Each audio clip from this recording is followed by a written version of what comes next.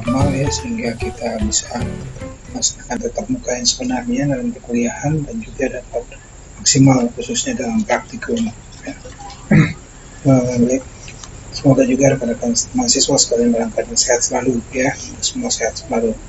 Baik, langsung saja mungkin kita mulai pilihan kita ya. Untuk pertemuan kali ini kita akan membahas tentang protein ya, protein dalam serum ya. Materi ini saya beri judul penetapan protein serum dan rasio albumin globulin ya. Kenapa penting rasio albumin dan globulin? Memang ketidaknormalan dari kadar protein dalam serum itu nanti dikaitkan dengan rasio antara albumin dan globulin untuk menentukan penyebabnya.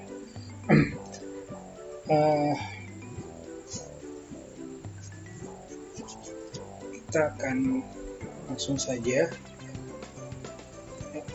kita mulai.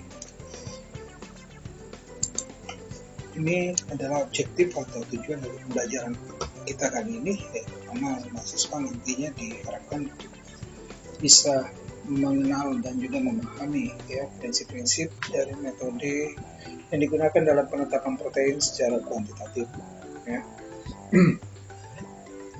Di perkuliahan kita sebelumnya, di semester sebelumnya kita sudah beberapa kali juga melakukan pemeriksaan terhadap protein ya. Tapi dalam bahan-bahan lain seperti pada makanan di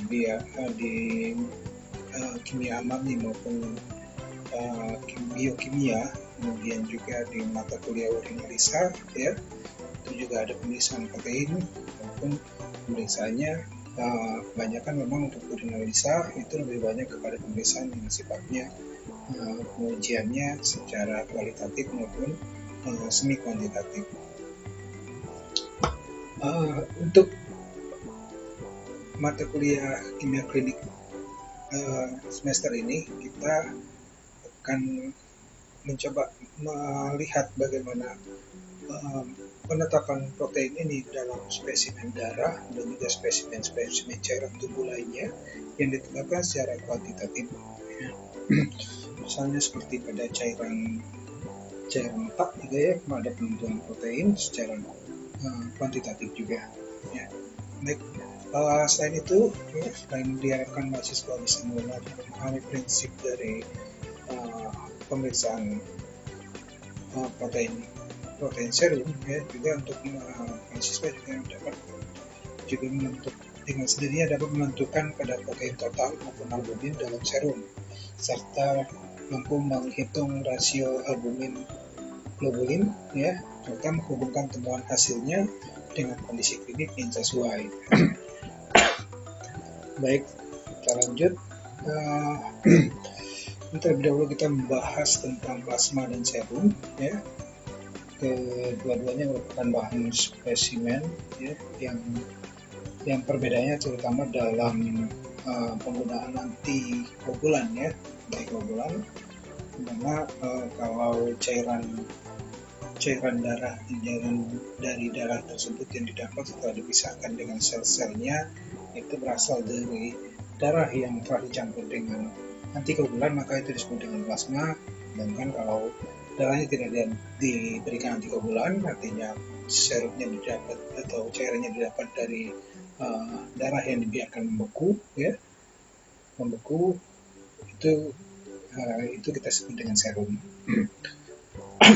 Ini sudah beberapa kali kita bahas di pertemuan sebelumnya dari semester awal ya, kita tidak perlu membahasnya lagi. Harap mahasiswa sudah cukup mengerti ya antara plasma dan perbedaan antara plasma dengan serum tersebut.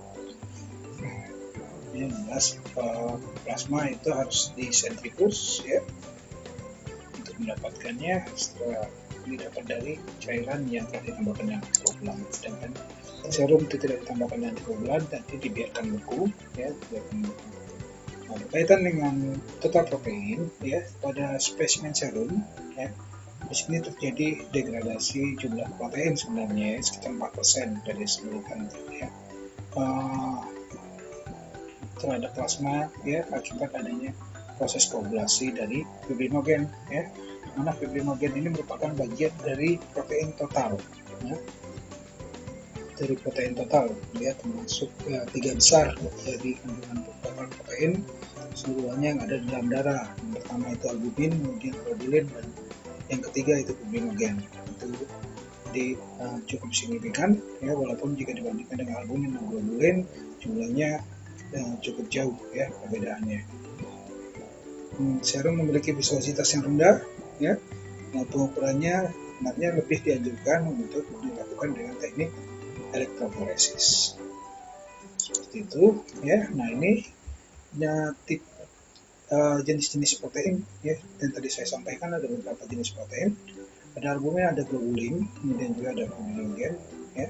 Yang tiga ini termasuk mayor ya, paling besar kandungannya ya.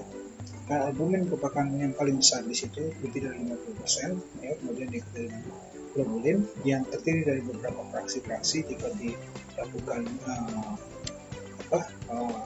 pemisahan dengan kromatografi ya. Ada fraksi alfa globulin, alfa 1 dan alfa 2, kemudian beta globulin dan juga gamma globulin yang juga memiliki fungsi yang berbeda-beda. Salah satu fungsinya yaitu protein ini ya adalah untuk membawa gugus lemak ya, membawa senyawa-senyawa lemak ya. Kita tahu ada HDL ya, high density lipoprotein ya, itu berkaitan dengan gugus alfa globulin ya, fraksi alfa globulin. Selain albumin dan globulin ada juga fibrinogen yang juga cukup banyak kandungannya ya, sekitar 7% ya, yang seperti yang tadi dinyatakan bahwa sekitar 4% itu menghilang akibat adanya proses koagulasi di dalam serum ya. Sedangkan komponen-komponen protein lainnya ya, itu terdapat di dalam serum dalam jumlah yang cukup kecil di bawah 1%.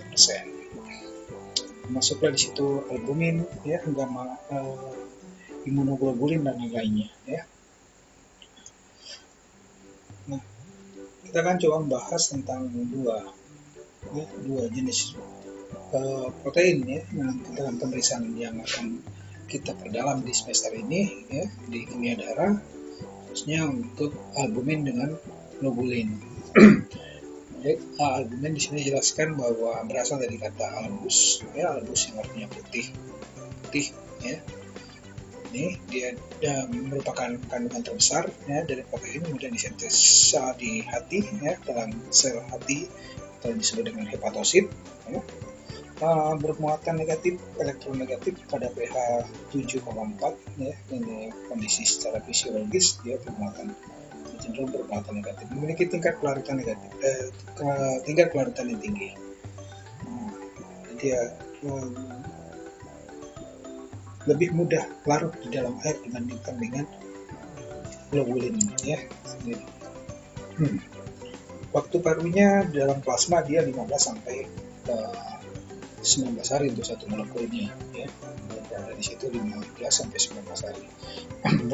Bertindak sebagai transporter ya, atau pembawa ya, senyawa-senyawa atau molekul-molekul lainnya, terutama yang tidak mudah larut dalam air, berikatan dengan protein, kemudian beberapa contohnya seperti lemak.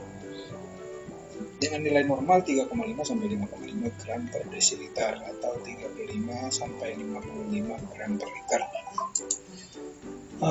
Kemudian globulin ini adalah komponen protein yang berbeda ya dari albumin tadi ya, dengan berat molekul yang ada yang lebih kecil atau bahkan sampai berkali, ada juga yang besar bahkan sampai berkali-kali lipat dibandingkan dengan albumin ya. Nah, dari kelarutannya dalam air sebenarnya dia memiliki kelarutan yang lebih rendah dibandingkan dengan albumin ya. Di sini tadi sudah disampaikan di slide sebelumnya ya. Kita lanjut ke penetapan kadar protein total. Penetapan kadar protein total tadi kita bahas ada albumin dan globulin terutama ya, karena memang 90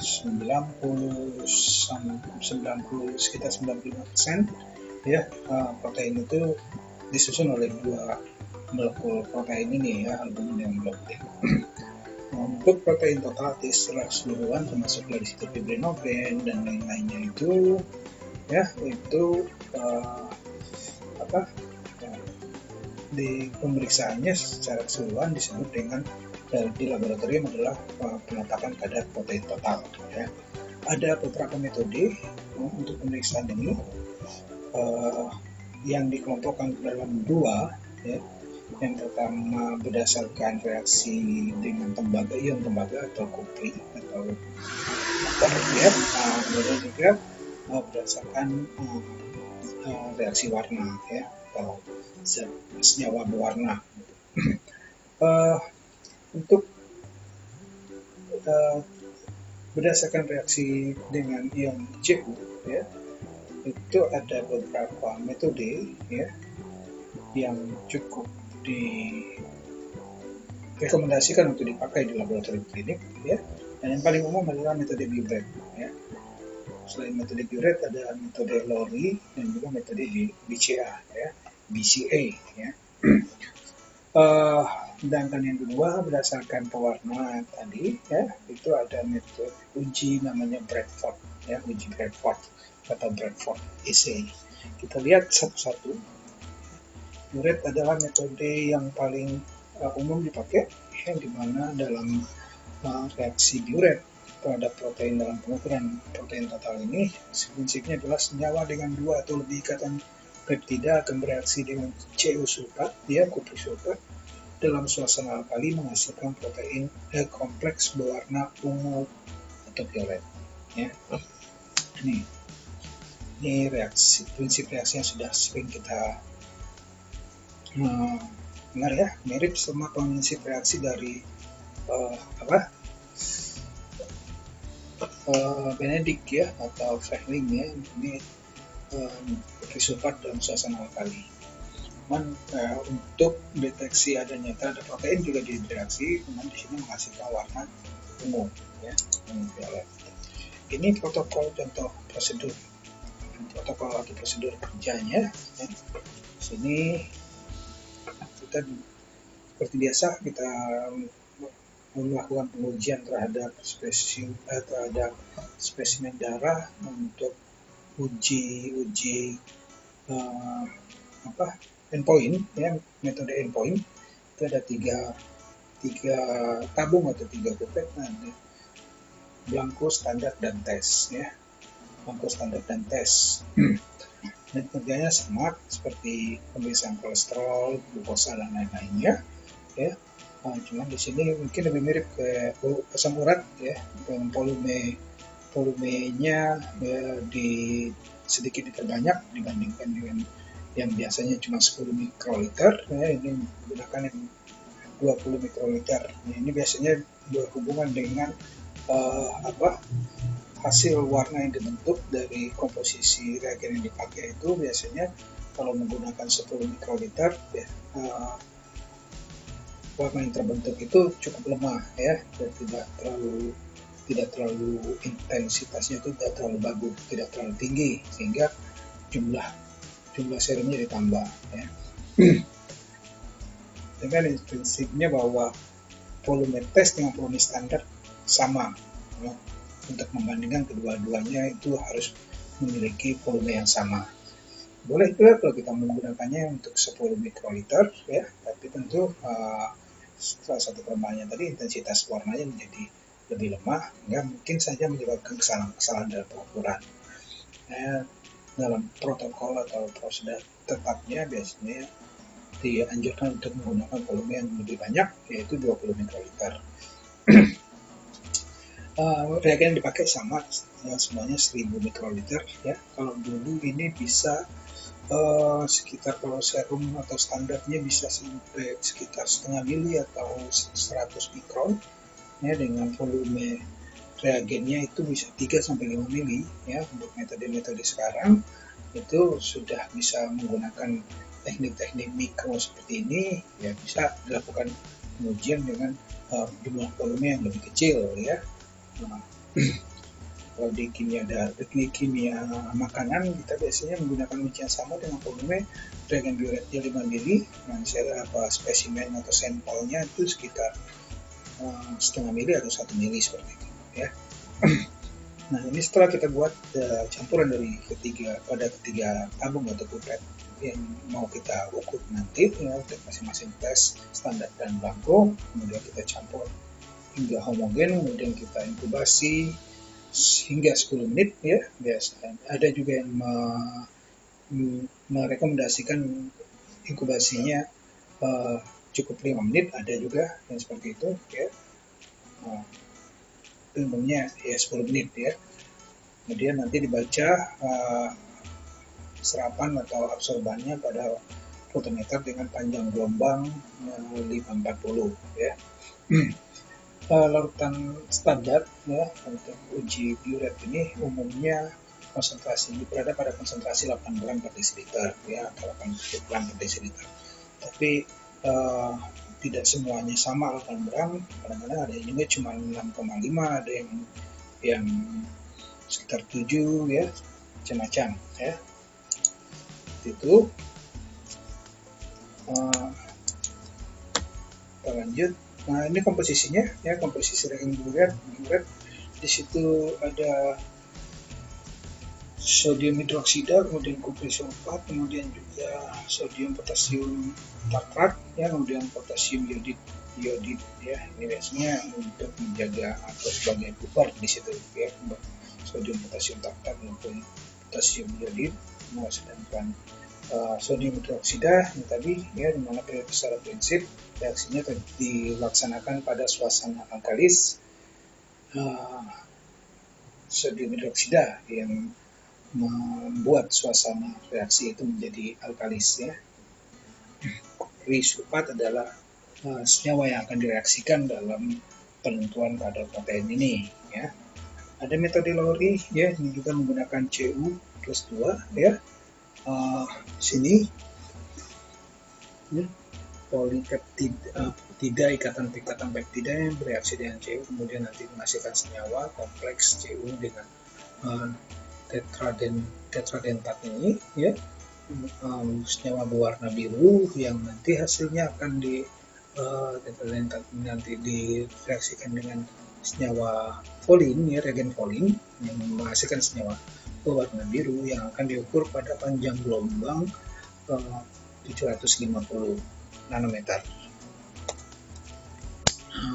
Uji BCA juga masih untuk penetapan total protein ya, bichinconinic acid ya, sama reaksi dengan Cu pada suasana alkalis. Nanti Cu-nya Cu yang sudah direduksi dari Cu+2 menjadi Cu+1 itu nanti bereaksi dengan reagen uji ya, reagen BCA tadi, menghasilkan senyawa kompleks senyawa juga ya, yang nanti akan diukur secara fotometri ya. Itu tadi 3 untuk pengujian total protein yang menggunakan berdasarkan reaksi Cu ya, reaksi kupri ya. Kemudian berdasarkan reaksi pewarna ya. Sini kita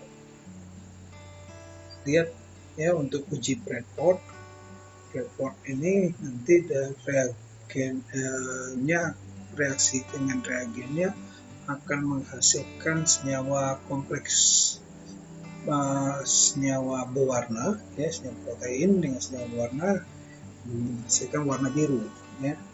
Ini panjang gelombang untuk pengukurannya adalah 595. Nah, dari keempat metode di atas ya, untuk pemeriksaan protein total, dari pemeriksaan protein total tadi ya, ada 4, ada biuret, kemudian ada Lowry, ada BCA, dan ada Bradford ya. Yang paling umum dipakai adalah metode biuret ya, karena memang lebih mudah didapat ya, kemudian juga lebih tersedia gitu ya, kemudian juga lebih murah tentu saja, dan dia lebih umum digunakan ya. Metode biuret ini banyak digunakan di pemeriksaan kimia sehingga dia mudah untuk diperoleh gitu ya. Selain itu juga tentu saja reagennya yang juga cukup dikenal cukup murah. Itu kelebihannya, maka dia umum dipakai di pemeriksaan kimia, termasuklah kimia klinik ya. Nah, satu kelebihannya lagi bahwa asam amino dan juga di peptida ya, peptida untuk senyawa protein yang memiliki ikatan dua peptida itu tidak memberikan reaksi ya, tidak memberikan reaksi. Itu kelebihan dari metode diuret ya. Tapi untuk kekurangannya adalah bahwa sensitivitasnya cukup rendah. Dia baru bisa mendeteksi protein yang jumlahnya sekitar 1000 mikrogram per mililiter ya, atau sama dengan 1 miligram per mililiter, atau kalau kita pakai satuan yang biasa miligram per desiliter itu sekitar 100 miligram per desiliter baru dia bisa deteksi ya. Kalau dibuat jadi gram per desiliter sekitar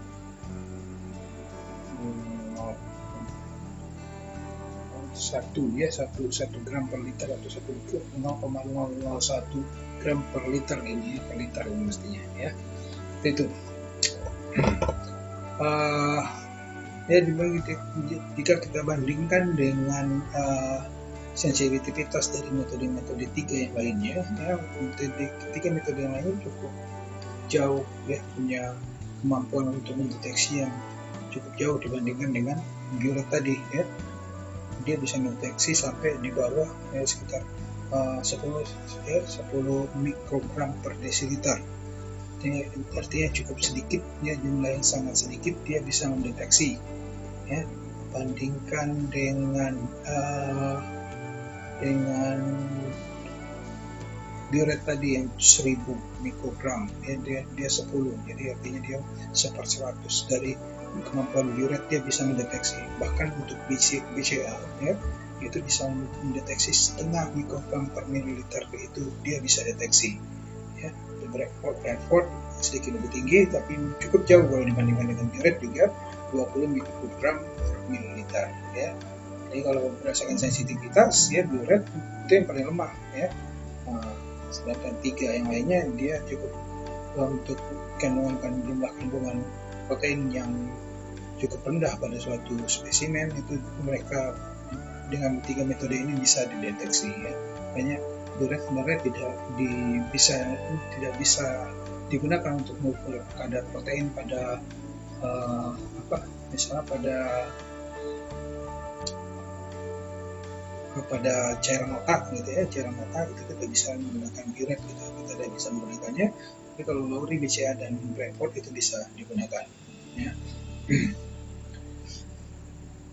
Nah, itu ya, kalau dari sensitivitas itu kita lihat sebenarnya BCA merupakan yang paling sensitif ya, metode yang paling sensitif BCA ya. Selain itu kelebihan dari BCA adalah faktor pengaruhnya lebih sedikit dibandingkan dengan ketiga metode lainnya ya. Dia hanya dipengaruhi oleh bahan-bahan kelat ya, sedangkan metode-metode lain cukup banyak pengaruhnya. Khususnya antara Lowry dengan Bradford ini ya. Lowry itu dipengaruhi oleh deterjen selain oleh bahan-bahan kerat, kemudian juga protein yang mengandung tirosin dan triptofan untuk dapat menyebabkan reaksi yang menyimpang ya. Penyimpangan reaksinya bisa terjadi pada uji Lowry ya, sedangkan pada uji Bradford ya, protein yang mengandung asam amino dasar ya dapat memberikan reaksi yang bias. Seperti itu ya. Nah, kelebihannya untuk Bradford dengan menggunakan metode ini dia cukup mudah dilakukan ya, kemudian juga pemeriksaannya cepat ya, sama seperti Lowry, namun dia lebih mudah, artinya lebih tidak ribet dibandingkan dengan Lowry. Seperti itu ya. Kita lanjut ke penetapan kadar albumin. Jadi penetapan protein total menurutnya khusus untuk albumin ya, albumin sendiri ada metode pemeriksaannya yang namanya Brown-Creswell-Green ya. Metode Brown-Creswell-Green ini juga metode yang juga banyak dipakai di pemeriksaan bidang kimia lainnya ya, bukan selain kimia klinik.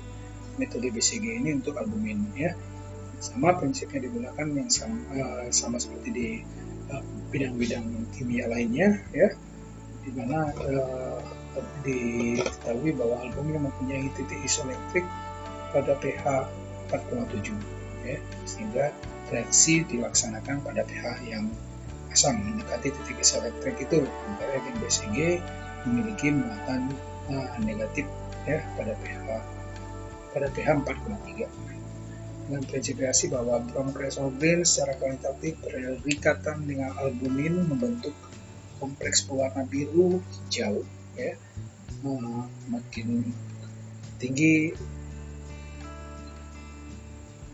albuminnya, maka dia semakin biru, ya, dengan absorban maksimal pada panjang gelombang 670, ya, hingga pemeriksaan fotometrinya dilaksanakan di sekitar panjang gelombang 670 tersebut.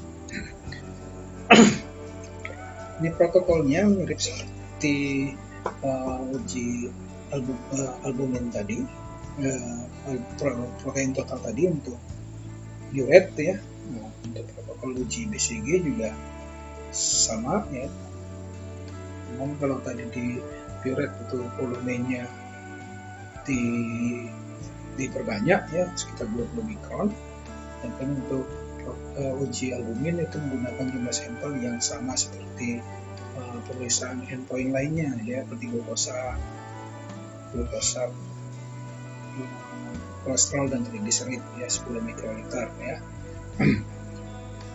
Artinya bahwa dengan 10 mikroliter dia memberikan hasil reaktif yang intensitas warnanya sudah cukup untuk dinilai secara fotometri.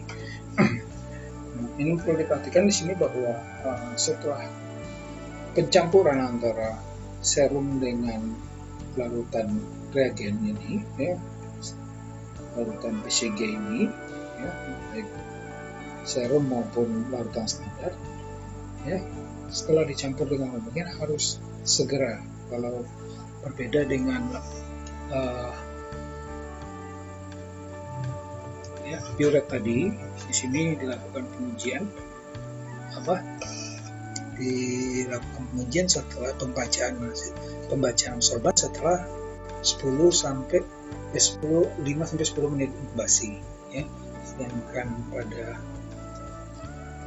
uret, pada uji BCG, ya, itu tidak ada inkubasi, tidak disarankan untuk inkubasi, maupun kalau mau inkubasi paling cuma 1 menit.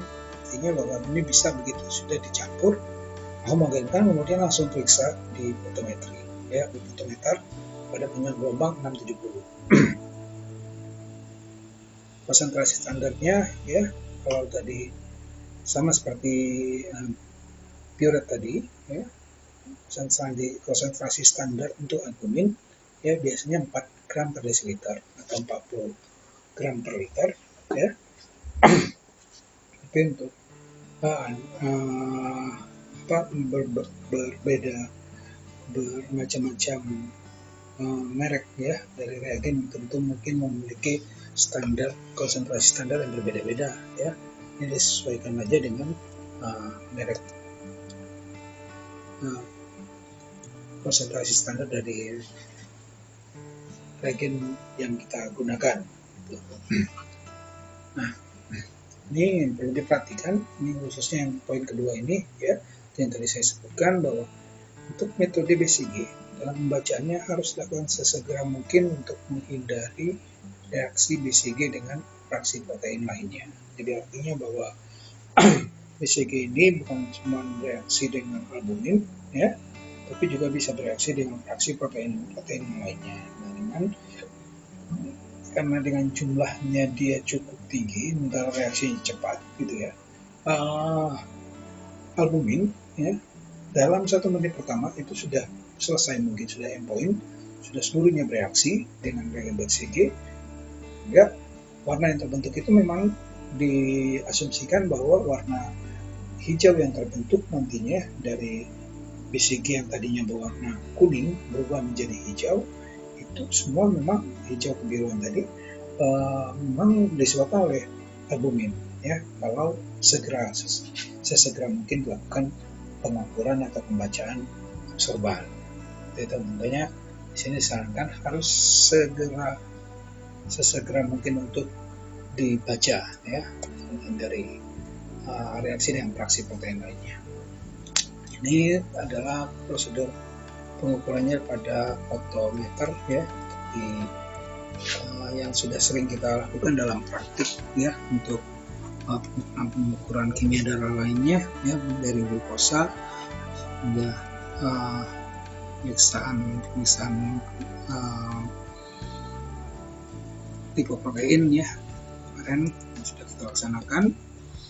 Kemudian juga perhitungan ini di awal-awal juga sudah kita lakukan ya, rumus-rumus perhitungan ini ya, pun nanti di alat sebenarnya sudah keluar ya langsung sendiri, secara otomatis perhitungannya dilaksanakan di alat ya, juga berapa kadarnya sudah ditampilkan di monitor. Tapi secara prinsip rumus perhitungan ini harap jangan dilupakan ya, jangan pernah lupa tentang rumus-rumus perhitungan ini.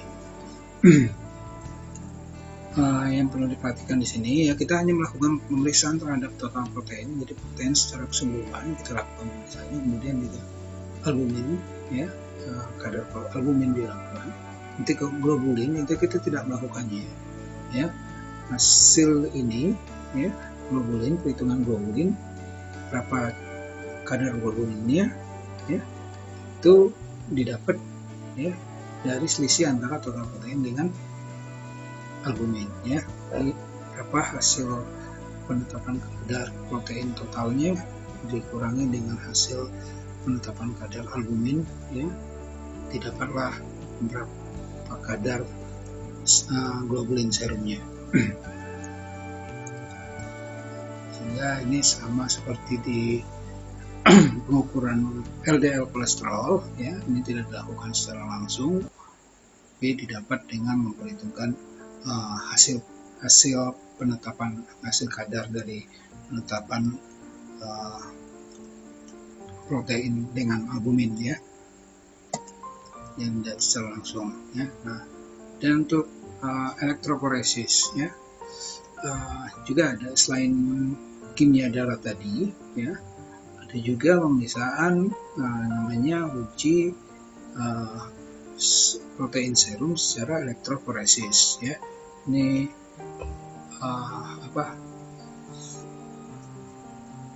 seperti kromatografi ya. Nah, di sini juga dilakukan penetapan albumin, kemudian albumin ya, dan juga globulin dan lain-lainnya ya, dan juga totalnya ya, jadi dapat di situ. Nah, yang perlu diperhatikan di sini ya, globulin di sini nanti hampir semuanya nanti bisa ditetapkan ya, makroglobulin di sini ya. Jadi kita lihat bahwa untuk elektroforesis ini bisa mengukur albumin, kemudian juga kita dengan jumlah yang lebih besar ya, gitu ya. Kemudian ada 4 fraksi dari globulin ya, ada alpha 1, alpha 2, beta dan gamma globulin. Ini diukur dengan jumlah yang paling banyak itu gamma globulin ya, dari keempat fraksi globulin. Ini bentuknya sketsa bentuk gambar alatnya dan pengukurannya ya, yang menggunakan gel elektroforesis ya. Di sini rendaman di sini, kemudian listriknya dialirkan, kemudian nanti terbentuk di situ contohnya seperti ini, grafik ini mulai nanti akan menentukan kandungan, diterjemahkan sebagai kandungan protein ya, kandungan protein tersebut ya. Nah, ini contoh hasilnya, kita lihat di sini albumin, kemudian ini fraksi-fraksi dari globulin ya, jumlahnya ini kalau kita lihat ya, fraksi alpha 1, alpha 2, kemudian beta dan gamma, ini gammanya lebih banyak. Nah, ini contoh kalau seperti ini biasanya dia mengalami kerusakan hati ya, dengan pada kerusakan ginjal itu memberikan gambaran yang seperti ini ya, biasanya lebih tinggi pada alpha 2 ya, alpha 2 dengan beta ya, alpha 2 dengan beta itu kadar globulinnya lebih tinggi.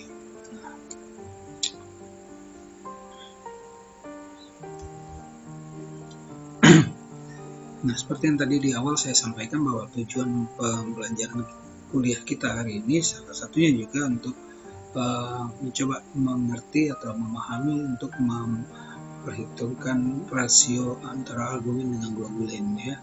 Jadi bukan hanya cuman melakukan pengukuran total protein kemudian nilai atau kadar albumin ataupun kadar globulin ya, tapi juga dilihat berapa perbandingan antara kadar albumin dan globulin ya. Jadi artinya bahwa nilainya bisa saja abnormal, artinya tinggi atau rendah ya.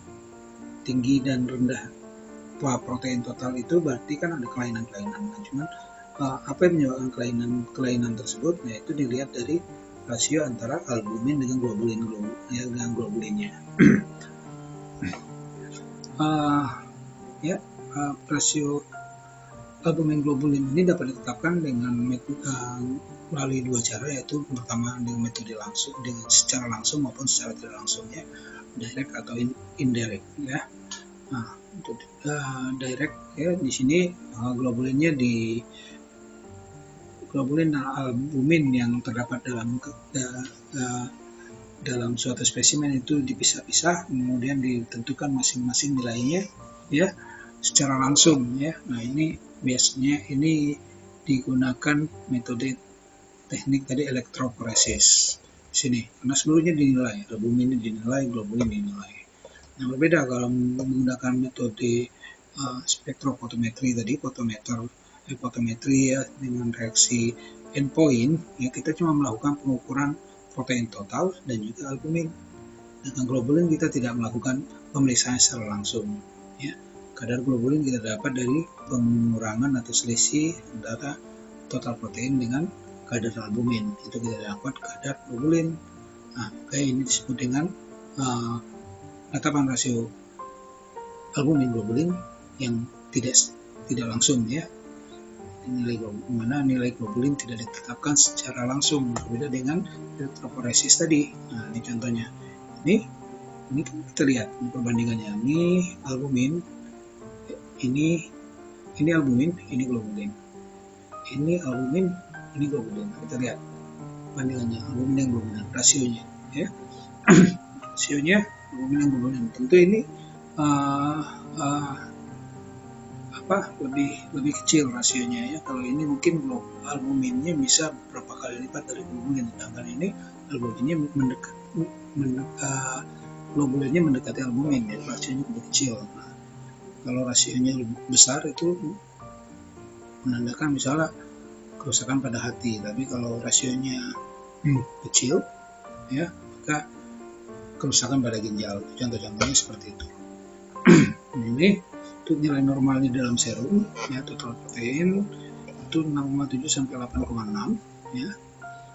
Sedangkan albumin 3,5 sampai 5,5 satuan gram per desiliter ya. Globulin 2 sampai 35 ya. Nah, beberapa laboratorium menggunakan satuannya bukan gram per desiliter tapi gram per liter.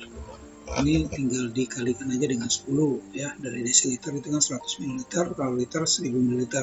Artinya kalau di sini total protein kalau satunya gram per liter itu 67 sampai 86 gram per liter. Albumin 35 sampai 55 gram per liter. Globulin 20 sampai 35 gram per liter ya. Nah, di sini lihat di rasionya ya berapa. Ini contoh sebagai contoh, misalnya dapat total proteinnya 7 mg ya, 7 gram per desiliter ya. Dari 7 gram ini ternyata kita hitung albuminnya ada 5 gram. Ada 5 gram per desiliter. Nah, berapa globulinnya? Maka protein total dikurang albumin. 7 dikurang 5 sama dengan 2. Nah, albuminnya 5 gram per desiliter, globulinnya 2. Kita lihat rasionya berapa. Rasionya bahwa ternyata ini 5, ini 2.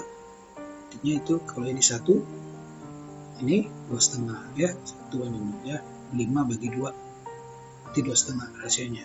Masih masuk dalam kategori normal ya. Tidak normal kalau misalnya kita dapat misalnya ternyata dalam perhitungannya total proteinnya kita hitung, misalnya kita dapat kadarnya 7 atau 8, albuminnya kita dapat 5, kita dapat 4, globulinnya kita dapat 4. Tip 4 banding 4, 1. Nah, itu kan tidak normal. Ya, normal. Masih normal kalau misalnya albuminnya 5, ya, globulinnya 3, berarti 5 bagi 3, ya. 5 bagi 3 itu sekitar 1,5 lebih, ya, hampir 2, ya. Itu ini masuk kategori normal. Nah, contoh, ya, jika ternyata kadar protein totalnya itu kurang dari 6,7, normal tadi 6,7 sampai 8,6, kita hasilnya kurang dari 6,7, maka disebut dengan hipoproteinemia. Ya. Nah, hipoproteinemia ini penyebabnya kan banyak, ya, maka harus dilihat ini penyebab yang mana penyebabnya. Ya. Bisa disebabkan oleh berkurangnya jumlah albumin atau berkurangnya jumlah globulin. Nah, dari rasio, dilihat dari rasionya. Rasionya perbandingan itu jika ternyata jumlah albuminnya menurun, maka rasionya akan menurun, rasionya akan lebih kecil, ya. Albuminnya menurun, maka rasionya akan menjadi lebih kecil. Ini penyebabnya, ya, dari hipoproteinemia itu, ya, misalnya contohnya banyaknya kehilangan albumin, ya. Albumin itu banyak hilang. Kenapa? Karena terjadinya albuminuria, ya. Urin yang mestinya tidak mengandung albumin jadi mengandung albumin karena disebabkan oleh gangguan ginjal, ya, karena kerusakan pada penyaringan, ya, proses filtrasi dari glomerulus, ya, disebut dengan nephrotic syndrome, maka itu menyebabkan banyaknya albumin yang hilang, ya, sehingga juga mempengaruhi, ya. Kemudian juga akibat penurunan sintesa albumin oleh hati, itu juga menyebabkan jadinya penurunan rasio ini, ya. Hipoproteinemia yang seperti ini, ya,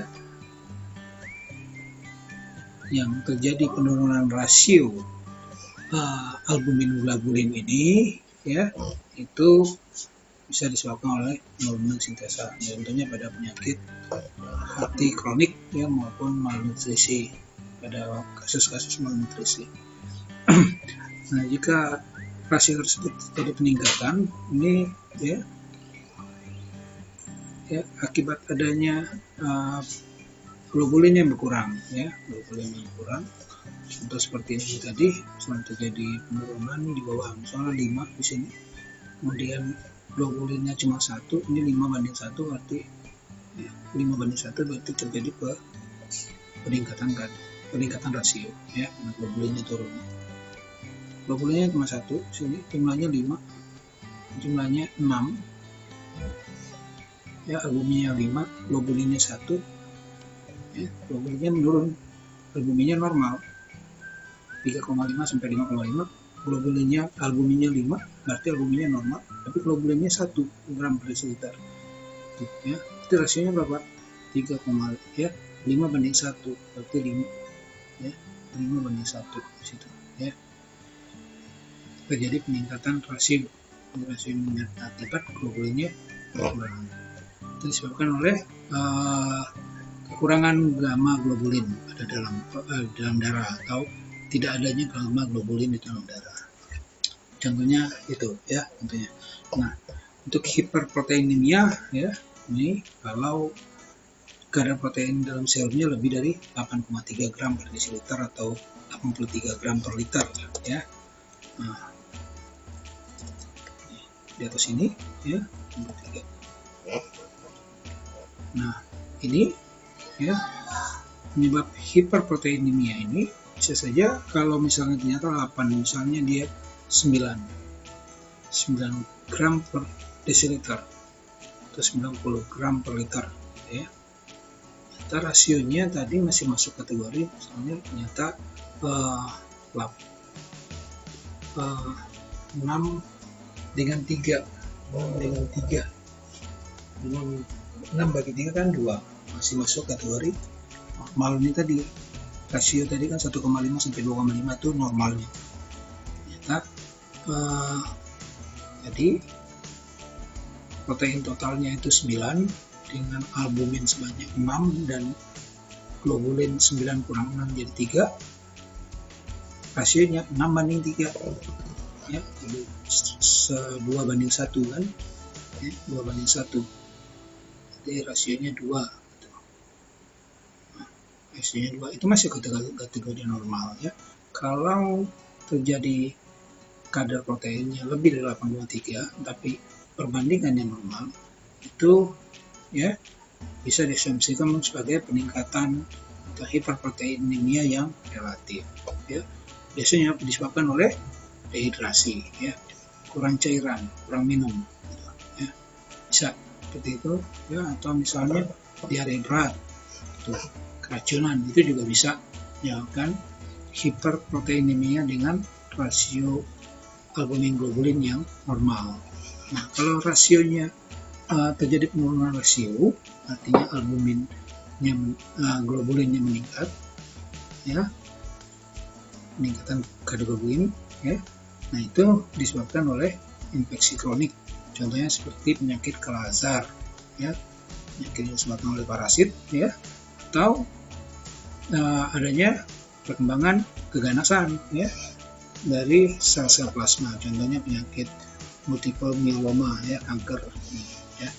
Ini juga bisa menyebabkan hiperproteinemia dengan penurunan rasio albumin dan globulin. Baik, itu yang mungkin bisa saya berikan ya untuk mata kuliah kimia klinik. Pertemuan membahas tentang penetapan protein serum ya dan rasio albumin globulin. Ya, baik, terima kasih atas perhatiannya. Sampai ketemu lagi di perkuliahan selanjutnya.